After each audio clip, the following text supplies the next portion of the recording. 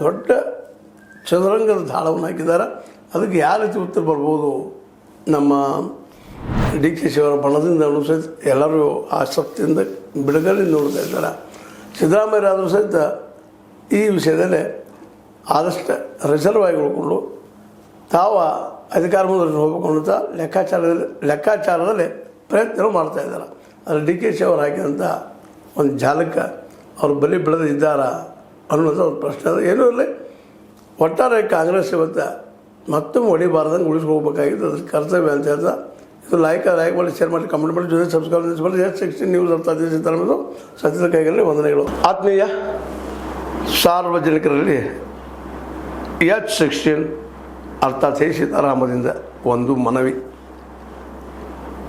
ಈ ಸಂಸ್ಥೆ ಭ್ರಷ್ಟಾಚಾರ, ಅನ್ಯಾಯ, ಅತ್ಯಾಚಾರಗಳಿಂದ ನೊಂದವರ ವೇದಿಕೆ.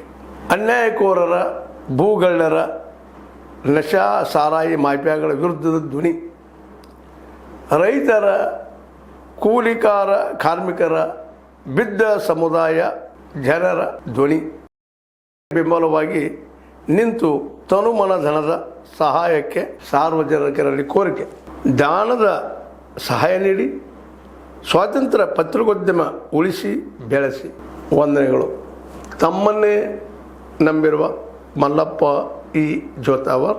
ಈ ಕೆಳಗಿನ QR ಸ್ಕ್ಯಾನ್ ಮಾಡಿ ಅಥವಾ ಈ ನಂಬರ್ ಅಂದರೆ 7411402405ಗೆ ಇಲ್ಲ 9686864852ಗೆ ನೀವು ಫೋನ್ಪೇ ಮಾಡಿ, ಪೇಟಿಎಮ್ ಮಾಡಿ ಅಥವಾ ಇನ್ನಾವುದೇ ಮಾಧ್ಯಮದಿಂದ ಗೂಗಲ್ ಮೂಲಕ ಸಹಾಯ ಮಾಡಿ ಈ ಪ್ರಾಮಾಣಿಕ ಪತ್ರಿಕೋದ್ಯಮವನ್ನು ಉಳಿಸಿ ಅಂತ ಮತ್ತೊಮ್ಮೆ ಮನವಿ. ವಂದನೆಗಳು.